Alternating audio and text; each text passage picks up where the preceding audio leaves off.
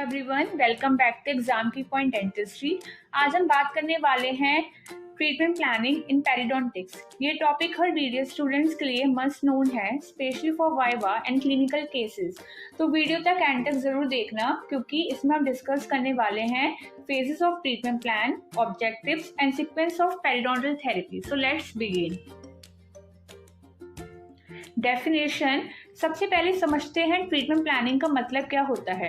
Treatment plan is a sequence of procedures designed to eliminate disease, restore function and maintain health.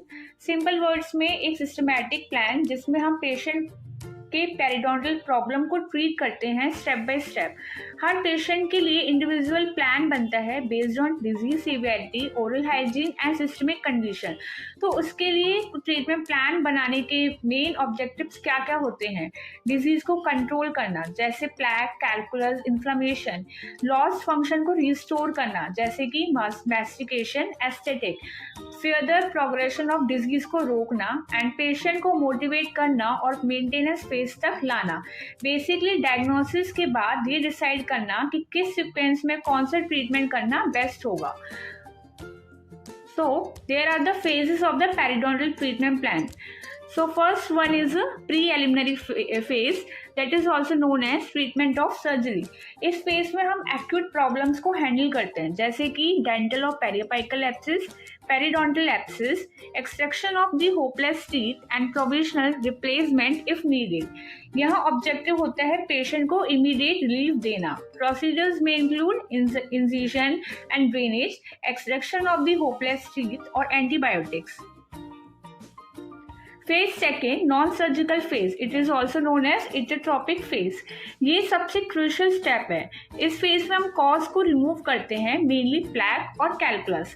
So procedures include diet control, plaque control, correction of the restoration and prosthetic irrational factors, excavation of caries and restoration, antimicrobial activity, occlusal therapy and minor orthodontic treatment. इसमें goal होता है inflammation को control करना and evaluation after 4 to 6 week. So evaluation of response to non-surgical phase is done by rechecking the pocket depth and gingival inflammation, plaque and calculus. Now the third one is surgical phase. अगर non surgical therapy के बाद भी pocket remain करे या bone defects हो तो हम surgical phase perform करते हैं, which include periodontal therapy. Periodontal therapy like flap surgery, osseous surgery, regenerative procedures like GTR, bone graft, mucogingival surgery for gingival recession. It also including the placement of implant and endodontic therapy. So its main objective is assist for the root development and regenerate lost structures. Fourth one is restoration phase. जब हम periodontal health achieve हो जाता है तो हम restorative और prosthetic procedures plan करते हैं। So it will include final restoration, fixed and removable prosthodontics appliance which are like crown, bridge, implant placement, and evaluation of response to restoration procedures is done by periodontal examination. Now the fifth one is maintenance phase. Is done by, ये phase often ignore होता है but बहुत important है।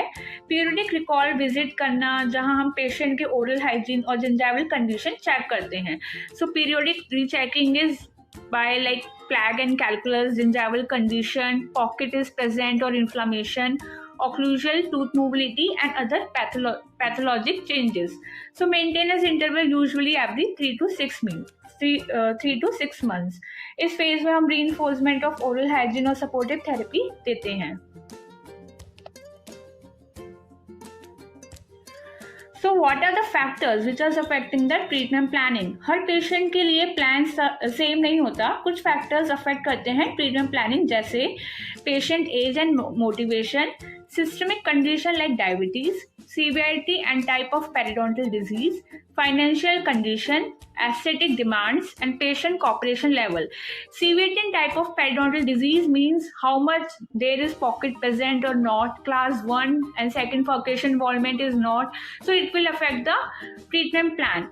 Financial condition means if the person is rich or poor, so it also affecting the treatment plan.